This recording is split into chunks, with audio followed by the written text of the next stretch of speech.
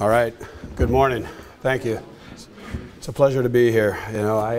First of all, we're going to talk about concussion. Concussion is obviously in the forefront of the news these days, and we almost hear too much about it, but never enough. The reality is there's so much uncertainty and confusion and mysticity in concussion because people really don't know what it is. They don't know how to identify it. The software of the brain basically is a really tricky subject, and the bottom line, when your MacBook Pro starts acting like a Commodore 64, you can start worrying that that kid or that person has a concussion. And I think one of my goals here today is to just demystify it, just bring it down to a level where, hey, we can all have that index of suspicion. Who am I? Basically a frustrated sports orthopedist. I'm a neurosurgeon. I've been a lifelong athlete. I played football through college. I've had my own 5 recognized concussions, countless where I toughed it out and didn't tell anybody and faked it. I have 5 kids. They all play sports. I coach travel ball baseball. I coach Little League baseball. I'm involved in all my Little League district on the west side of Orlando. And historically I've just been a real passionate advocate for sports. And that's one of the main points I want to say is this program, the Stop Sports Injuries program, which I'm really proud to be part of and a big advocate for, is not about restricting sports. It's because we love sports. It's about being a fan of sports, but trying to do it the right way, in moderation. Everything that you do too much is not good for you. So the bottom line, intelligent participation in sport for the rest of your life is the goal. What I'd really like to focus on are the priorities in concussion, the definition, a little bit the statistics, but really the point behind them, the recognition, the treatment, the recovery, and the prevention. The priorities, the most obvious priority in concussion is that you admit to yourself, despite all the emotional and philosophical and defensive positions that an individual has when faced with the situation. Okay, I've got this person, they just had a head hit that was unusual. Are they potentially concussed? That's where all the factors, how important is the game? What time of the season is it?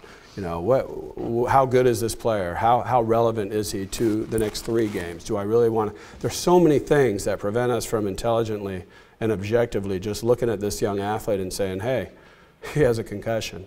And so, number 1, by a mile, index of suspicion. And it's important to evaluate it, because if you deal with that first event intelligently, it's minimized. If you don't, that second hit can really turn it into a major concussion, which can lead to more time loss and ultimately more loss to the season. So index of suspicion is absolutely key. Recognition goes along with that. Honesty to self, honesty to player, honesty from player to coach, to family, to parent, etc.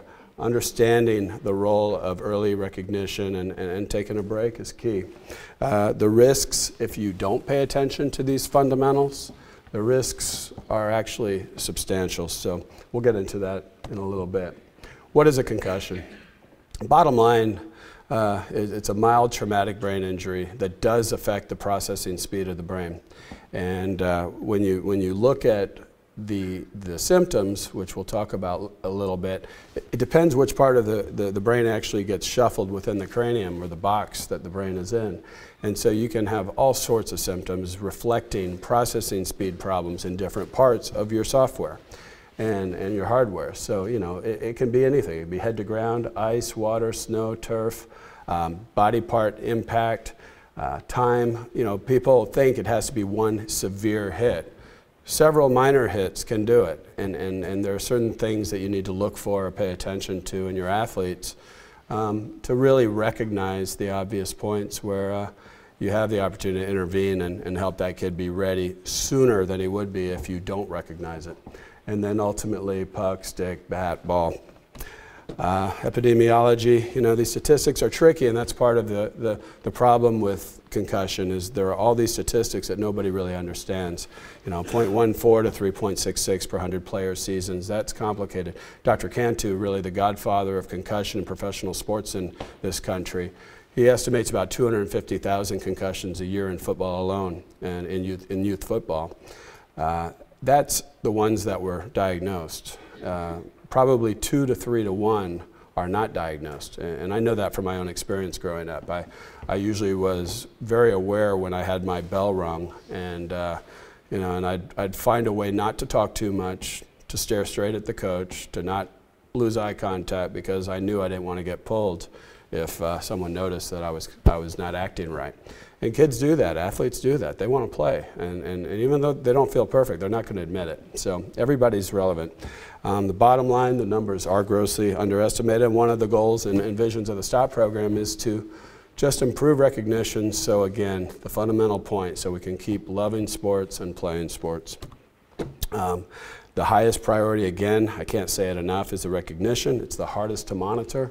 Trust is such an important detail, from the facilities to the coaches, to the leagues, to the player, to the parents, to the treating physicians or therapists or trainers.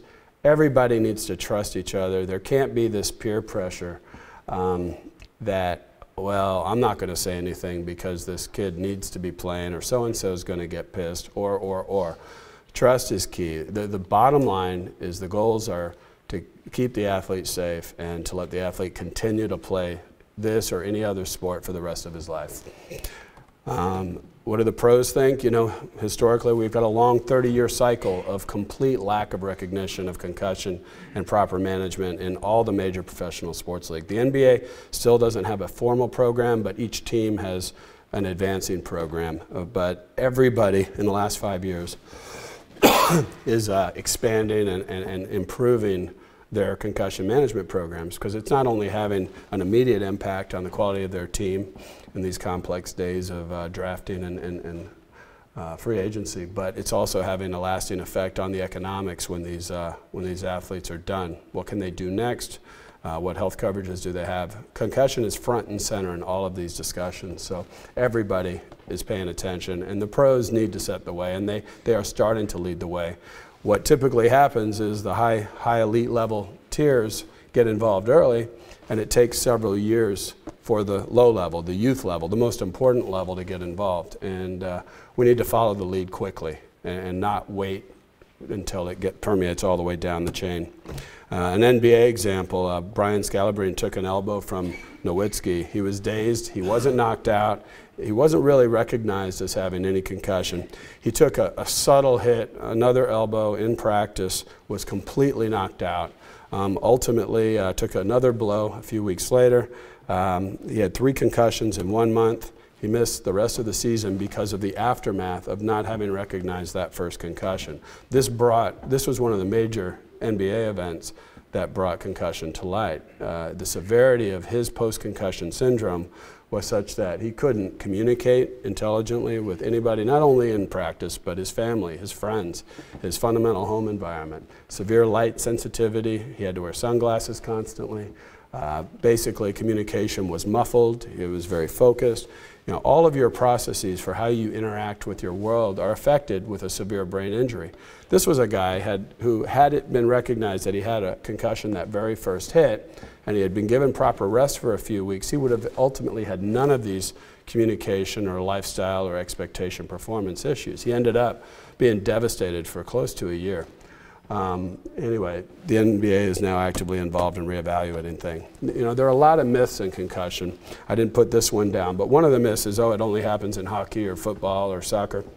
I practiced in Seattle, my first practice, and one of the most severe concussions I've actually taken care of was in a curling participant that slipped on the ice and fell back on their head, and did it again, and ultimately had massive severe brain swelling and almost died, and had legitimate neurological deficits. So any sport, any activity is susceptible to the effect and the trauma of concussion. So just because it's a less traumatic sport, don't ignore its relevance if somebody gets their bell rung. If a person gets up immediately, he didn't have a concussion. You know, that's one of the first things an athlete does. Boy, you know, if I can, I'm going to bounce right up because I don't want anyone to notice that I am concussed, I have an injury, unless I want to get out of the game, and that's a whole different issue. Bottom line, getting up fast does not mean you don't have a concussion. You have to be knocked out. Biggest myth of all, you do not have to be knocked out. If he says he feels fine, he does not have a concussion. Absolutely not true. That's when you need to start thinking about that MacBook Pro versus Commodore 64 analogy. If they're not talking, if they've got eye contact, if they're not doing much or saying much and they're all in, and you ask him, is he okay? And he says he's okay. Check some things. Make sure the processing speed is what it normally is. You know, sometimes a kid's processing speed might not be there normally. His normal is what we have to pay attention to. But check that speed. The symptoms, again, depending on what part of the central nervous system gets affected. It can be balance problems, vertigo, dizziness, room spinning, visual blurring. The communication problems are really, really important, because oftentimes you'll get that eye contact as a coach, and you know, you use that as your estimate. It's an old boxing thing. But the reality is they're doing that to mask their symptoms. You need to communicate with them. They need to have the opportunity to show that they're not thinking clearly, or they're not really all there. Drowsy, emotional, tired, headache, memory problems, light sensitivity. Those are all pretty severe consequences of a concussion. I think when you get into that category, it's starting to get really obvious. But again, this is about recognition of the early symptoms of concussion, because those are the symptoms that prevent the severe concussion. Nausea and vomiting, again, a pretty severe one. Diagnosis.